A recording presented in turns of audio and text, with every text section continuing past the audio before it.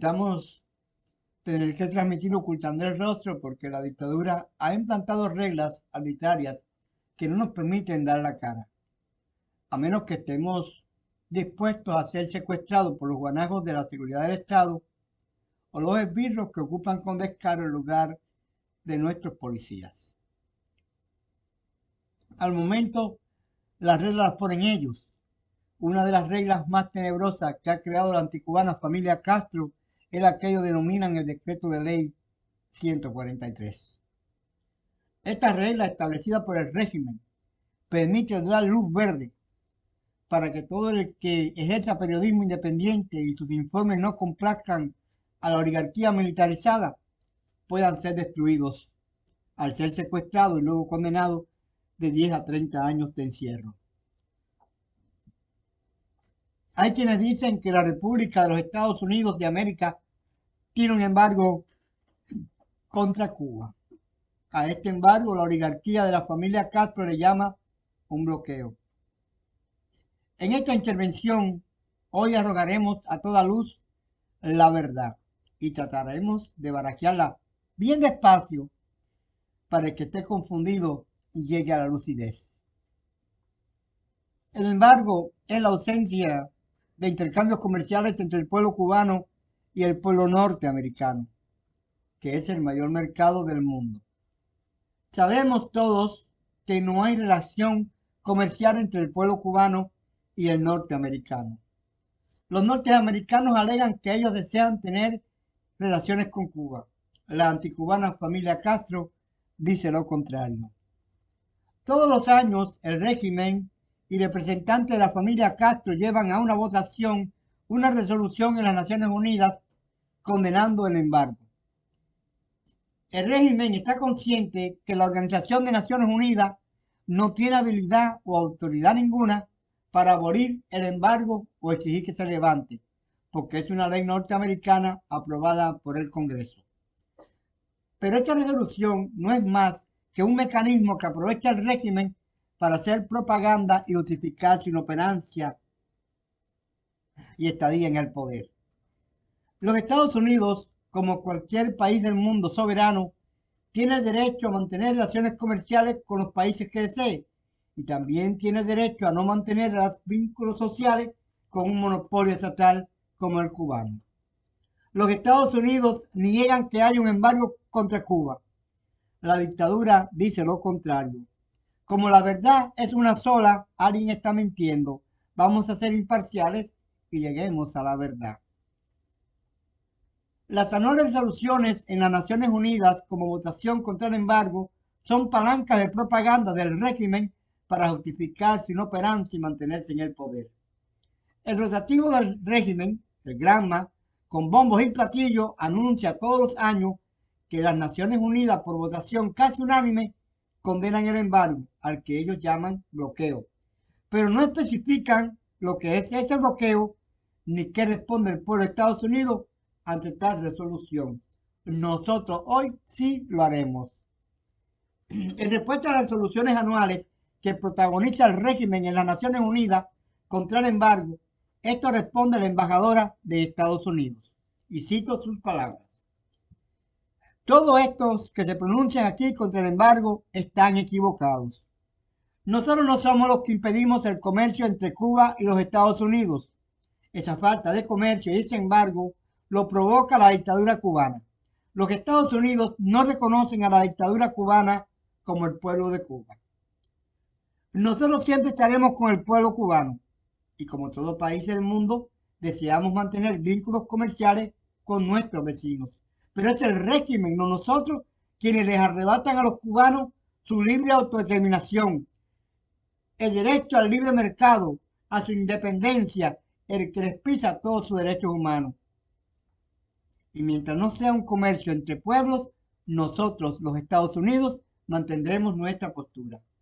Los Estados Unidos jamás reconocerán a la dictadura como pueblo.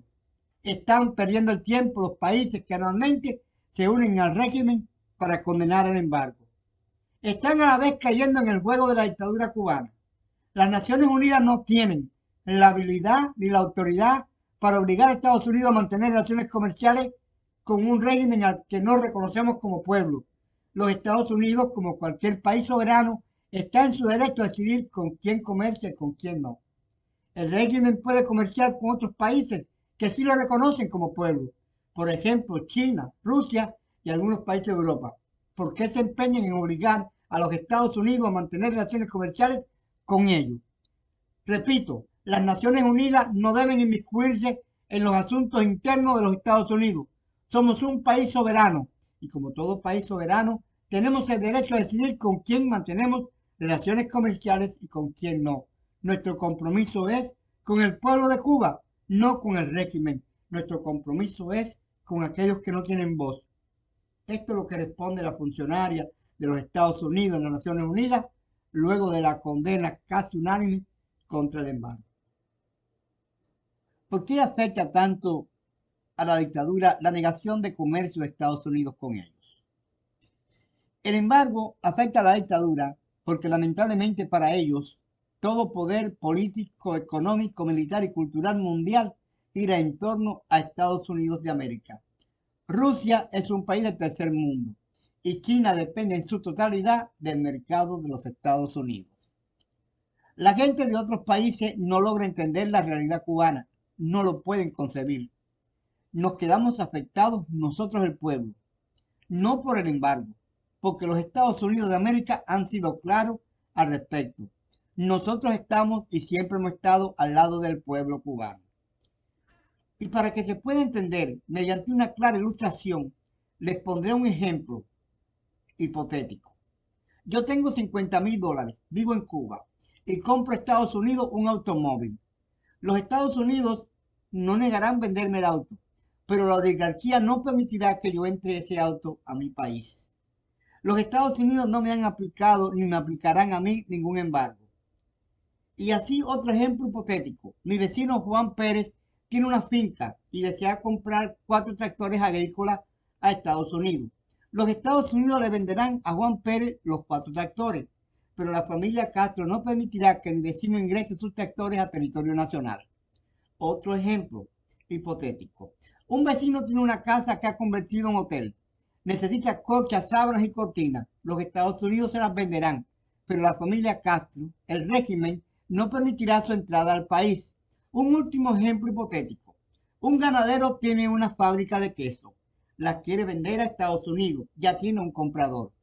Si la dictadura se entera de esta transacción, el hombre irá a prisión. ¿Quién es el que está bloqueando a quién? Toda esta jalea comenzó cuando estos tipos a principios de la década de los 60 despojaron al pueblo cubano de toda propiedad privada. Y utilizando la palabra intervención, comenzaron el robo de todos los negocios en Cuba, desde el que tenía un puesto de limpiar zapatos hasta las empresas cubanas de aviación y todos los aeropuertos cubanos, desde burdeles a hoteles de 5 estrellas, fábricas, centrales de azúcar, se apoderaron de todo y se apoderan también de nuestra economía.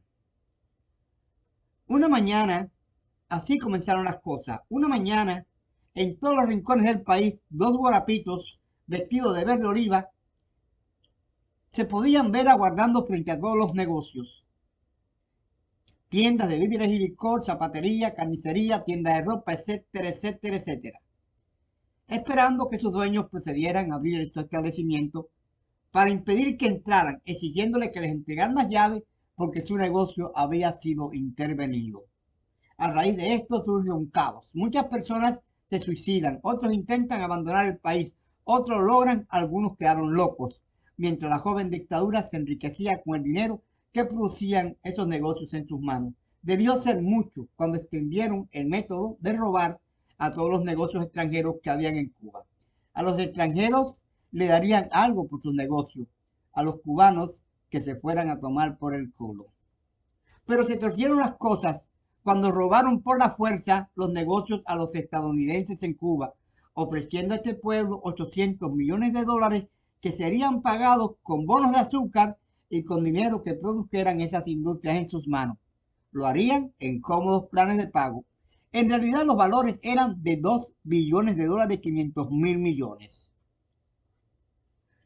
A favor de su pueblo agredido interviene el gobierno de los Estados Unidos, que responde que es algo injusto, pero que no se van a pelear por ello, que cortarían por lo más sano. El pueblo norteamericano perderá sus propiedades en Cuba, y como el pueblo cubano también había sido despojado de la suya, ya no habría razón para mantener relaciones comerciales entre ambos países.